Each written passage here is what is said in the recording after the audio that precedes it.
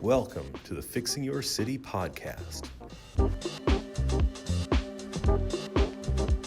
Here's George Crandall. Chapter 7, the final chapter in the book, where the radical transformation strategy is described. The strategy has three characteristics listed here.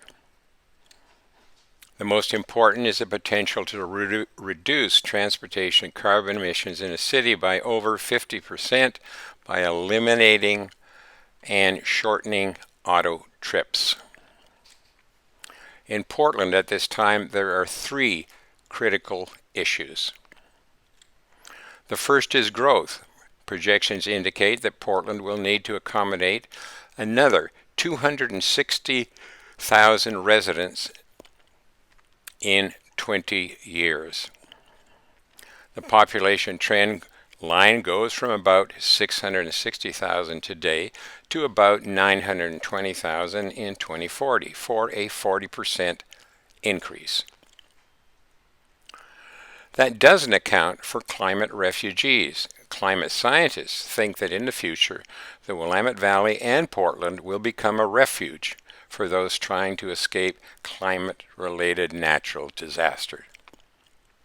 We don't know if this will happen, but we know that we need to be prepared. For example, if it does become a refuge, we could see the existing trend line double from an additional 260,000 to 520,000. The second critical issue is congestion. With a 40% increase in population, the existing trend line, we may get a 40% increase in traffic volumes. And Portland is already one of the most congested cities in the country. We have no additional capacity to accommodate a 40% increase in traffic or an 80% increase if climate refugees show up. The third critical issue is global warming. We know that Portland and all cities need to reduce carbon emissions significantly in 20 years to avoid worldwide climate-related disasters. Portland had its first taste of temperature extremes in June of this year with a heat dome over the Pacific Northwest. The newspapers were full of stories about the heat. A preliminary count in Oregon indicated that the heat wave had killed 94. Global temperatures are increasing everywhere. In many places, the heat will become so extreme that human habitation will not be possible. Fires are becoming a serious byproduct of global warming. Fires are wiping out whole communities. It is a tragedy being repeated in many places. The heat and reduced rainfall are causing unprecedented drought conditions. Freezing conditions are now occurring in places where these climate extremes are an anomaly. Hurricanes are becoming more frequent and powerful, resulting in flooding and community destruction. The radical transformation strategy is a process that identifies how to remodel all cities to meet the global warming challenge by reducing transportation carbon emissions significantly. The first step and foundation of the strategy is to identify what the desired carbon emissions reduction should be. For example, at least 50% in the transportation sector. The second step is to develop and test integrated land use transportation alternatives that have the potential to produce the desired reductions in carbon emissions. The third step is to develop an implementation strategy that includes costs, financing, and phasing. The design framework utilizes a fundamental land use transportation concept called the Mobility-Oriented District, or MOD. The mobility-oriented district, or MOD, looks like this. The land use component is within a 1-mile radius. At the center is the red area, the commercial hub. It contains everything a neighborhood within a 1-mile radius might need: jobs, groceries, shopping, open space, schools. The hub is surrounded in the orange area by high-density mixed-income housing. It is 1/4 mile or a 5-minute walk from the outer edge of the orange area to the center of the hub. The yellow area contains existing development within a 1-mile radius. Two transportation concepts connect to the hub. The first is high-capacity transit, the blue dashed line. The second is a system of protected bike lanes that allow for a safe 5-minute ride into the hub from the surrounding neighborhoods. High-capacity transit can be light rail, it can be streetcar, or bus rapid transit in a lane separated from cars.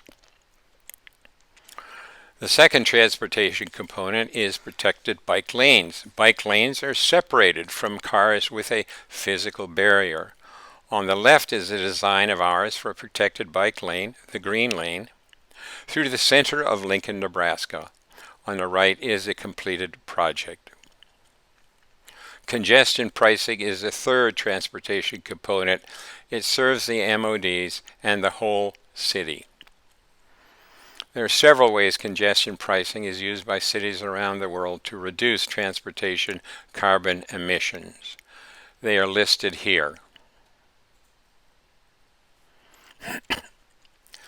Calculations indicate that center and TOD planning models might reduce transportation carbon emissions by 6% and 11%. The MOD has a potential to reduce emissions by over 50%.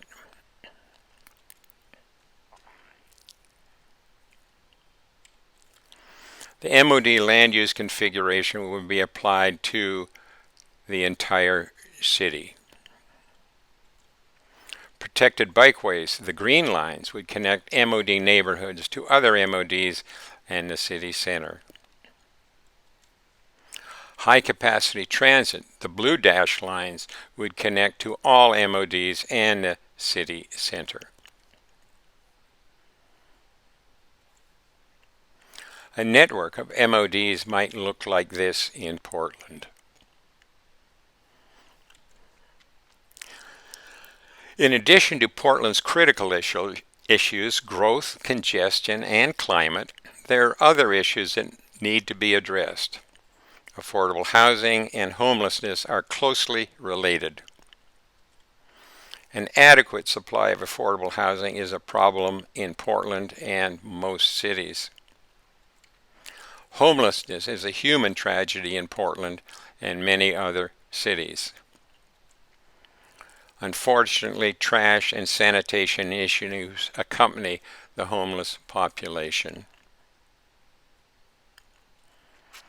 The radical transformation would identify sites for building affordable housing and housing for the homeless.